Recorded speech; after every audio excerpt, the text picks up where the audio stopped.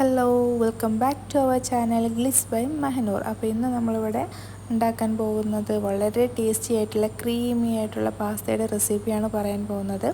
അപ്പം നിങ്ങൾ എൻ്റെ വീഡിയോ ആദ്യമായിട്ടാണ് കാണുന്നതെന്ന് വെച്ചാൽ സബ്സ്ക്രൈബ് ചെയ്യാൻ മറക്കരുത്.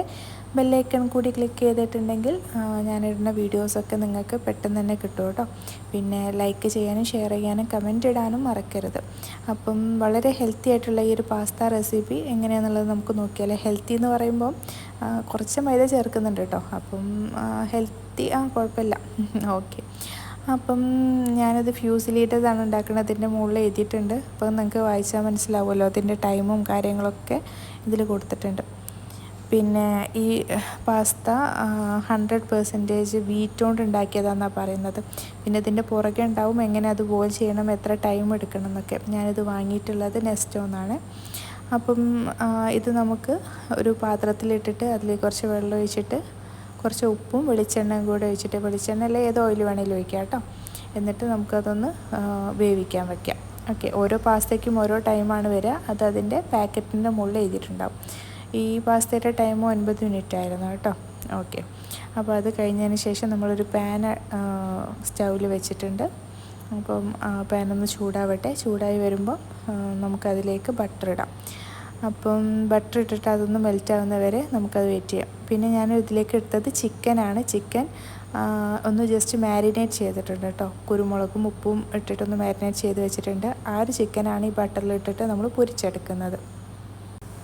ഞാനിവിടെ എടുത്തിട്ടുള്ളത് ബോൺലെസ് പീസാണ്. നിങ്ങൾക്ക് കാണുമ്പം തന്നെ അറിയാം. പിന്നെ വളരെ നൈസായിട്ടാണ് ഞാൻ ഈ ചിക്കന് പീസ് സ്ലൈസ് ആക്കിയിട്ടുള്ളത്. ഓക്കെ, ഇത് നമുക്ക് നന്നായിട്ട് ബട്ടറിലിട്ടിട്ട് വഴറ്റിയെടുക്കാം. നല്ലൊരു ബ്രൗൺ കളറാവുന്നത് വരെ വഴറ്റിയെടുക്കാം കേട്ടോ. അപ്പോൾ ഒരു ബ്രൗൺ കളറായി കഴിഞ്ഞതിന് ശേഷം നമുക്കത് വേറൊരു പാനിലേക്ക് ഒരു പാത്രത്തിലേക്ക് മാറ്റാവുന്നതാണ്. എന്നിട്ട് അതേ സെയിം പാനിൽ നമുക്ക് കുറച്ചുകൂടെ ബട്ടർ ഇട്ട് മെൽറ്റാക്കിയതിന് ശേഷം നമ്മൾ അരിഞ്ഞു വെച്ചിട്ടുള്ള ക്യാരറ്റും ബീൻസും ക്യാപ്സിക്കം ബെൽ പെപ്പറും കൂടെ ചേർത്തിട്ട് നമുക്ക് നന്നായിട്ട് വഴറ്റിയെടുക്കാവുന്നതാണ് കേട്ടോ. ഞാൻ ഇതെല്ലാം വളരെ നൈസായിട്ടാണ് അരിഞ്ഞിട്ടുള്ളത് കേട്ടോ. വളരെ നൈസായിട്ടാണ് അരിഞ്ഞിട്ടുള്ളത്. നമ്മൾ സാലഡിലേക്കൊക്കെ ഉണ്ടാക്കില്ലേ, ആ ഒരു പരുവത്തിലാണ് അരിഞ്ഞിട്ടുള്ളത്. നിങ്ങൾക്ക് കാണുമ്പോൾ തന്നെ അറിയാൻ പറ്റും. എന്നിട്ട് നമുക്കത് നന്നായിട്ട് വഴറ്റിയതിന് ശേഷം വേറൊരു പാനിലേക്ക് മാറ്റിയിട്ടുണ്ട്. എന്നതിന് ശേഷം വീണ്ടും ബട്ടർ ഇട്ടതിന് ശേഷം അതിലേക്ക് ചെറുതായിട്ട് അരിഞ്ഞിട്ടുള്ള ഗാർലിക്കാണ് ചേർത്ത് കൊടുത്തിട്ടുള്ളത് കേട്ടോ.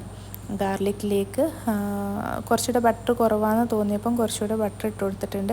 അതിനുശേഷം ഞാനിതിലേക്ക് 4 സ്പൂണ് മൈദയാണ് ചേർത്ത് കൊടുത്തിട്ടുള്ളത്. പക്ഷേ അതിൻ്റെ ഒന്നും ആവശ്യമില്ല. എനിക്ക് വളരെ ക്രീമി ആയിട്ടുള്ള പാസ്തയാണ് ഇഷ്ടം. അതുകൊണ്ടാണ് ഞാൻ 4 സ്പൂണൊക്കെ മൈദ ചേർത്ത് കൊടുത്തിട്ടുള്ളത്. നിങ്ങൾ ഉണ്ടാക്കുമ്പോൾ 2 സ്പൂണൊക്കെ ചേർത്താൽ മതിയാവും. അത് തന്നെ ധാരാളം. എന്നിട്ട് കട്ട കെട്ടാതെ പാലൊഴിച്ചിട്ട് നമ്മളിതുപോലെ ആക്കിയെടുക്കണം കേട്ടോ.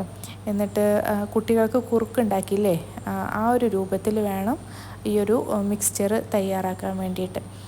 നമ്മൾ അതിലേക്ക് എത്രത്തോളം പാലൊഴിക്കും, നമുക്ക് പാലില്ല എന്നുണ്ടെങ്കിൽ പാലും കുറച്ച് വെള്ളം ഒഴിച്ചാലും കുഴപ്പമില്ല. എന്നിട്ട് നമുക്കറിയാമല്ലോ കുട്ടികൾക്കൊക്കെ എങ്ങനെയാണ് നമ്മൾ കുറുക്കുണ്ടാക്കുക എന്നുള്ളത്. ആ ഒരു ലെവലിൽ ഉണ്ടാക്കണം കേട്ടോ.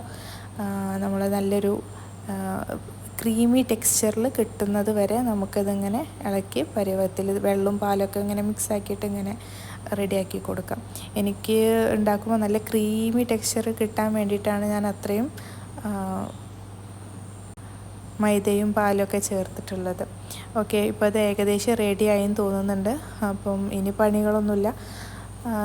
ഈ ഒരു പാത്രത്തിലേക്ക് നമ്മൾ വേവിച്ച് വെച്ചിട്ടുള്ള പാസ്തയും ഇതെല്ലാം കൂടെ മിക്സാവും തോന്നുന്നില്ല. അപ്പം ഞാൻ വേറൊരു പാനിലേക്ക് സാധനം മാറ്റി കൊടുക്കുന്നുണ്ട്. അതിന് മുന്നായിട്ട് അതിലേക്ക് ചീസ് ഇട്ട് കൊടുത്തിട്ടുണ്ട് കേട്ടോ. 2 സ്ലൈസ് ചീസ് ഇട്ട് കൊടുത്തിട്ടുണ്ട്. അതൊരു ചീസി ടെക്സ്ചർ കിട്ടാൻ വേണ്ടിയിട്ടാണ് ഇട്ട് കൊടുത്തിട്ടുള്ളത്.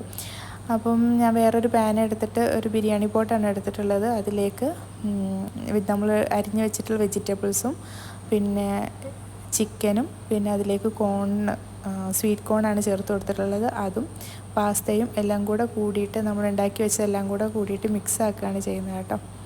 അങ്ങനെ മിക്സ് ആക്കുന്നതാണ് കാണുന്നത്. അപ്പോൾ നന്നായിട്ട് മിക്സ് ആക്കുമ്പോൾ നിങ്ങൾക്ക് കാണാൻ പറ്റും വളരെ ടേസ്റ്റിയും ക്രീമി ആയിട്ടുള്ള ഒരു പാസ്തയാണ് കേട്ടോ കിട്ടിയിട്ടുള്ളത്. പിന്നെ അതിലേക്ക് നമുക്ക് ഒരു മെയിൻ ഇൻഗ്രീഡിയൻ്റ് എന്ന് പറയുന്നത്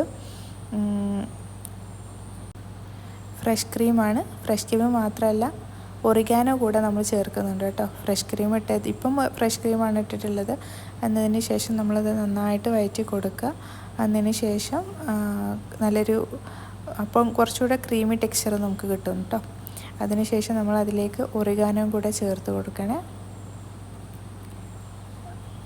നമുക്ക് കാണുമ്പം തന്നെ അറിയാൻ പറ്റും, വളരെ ടേസ്റ്റി ആയിട്ടുള്ള, ഇളക്കുമ്പം തന്നെ അറിയാമല്ലോ അല്ലേ, വളരെ ടേസ്റ്റിയാണിതിന്. അതിനുശേഷം നമ്മൾ കുറച്ച് ഒറിഗാനോ കൂടെ മിക്സ് ആക്കിയിട്ട് ഇട്ട് കൊടുക്കേണ്ടത്. ഇതിൽ ഒഴിവാക്കാൻ പറ്റാത്തൊരു പാട്ടാണ്. ഒറിഗാനോ ഉണ്ടെങ്കിലാണ് ഇതിന് വളരെ ടേസ്റ്റ് കൂടുക. അപ്പം നിങ്ങൾക്ക് ഈ ഒരു വീഡിയോ ഇഷ്ടപ്പെട്ടിട്ടുണ്ടെങ്കിൽ ലൈക്ക് ചെയ്യാനും സബ്സ്ക്രൈബ് ചെയ്യാനും ഷെയർ ചെയ്യാനും മറക്കരുത്. Thank you for watching.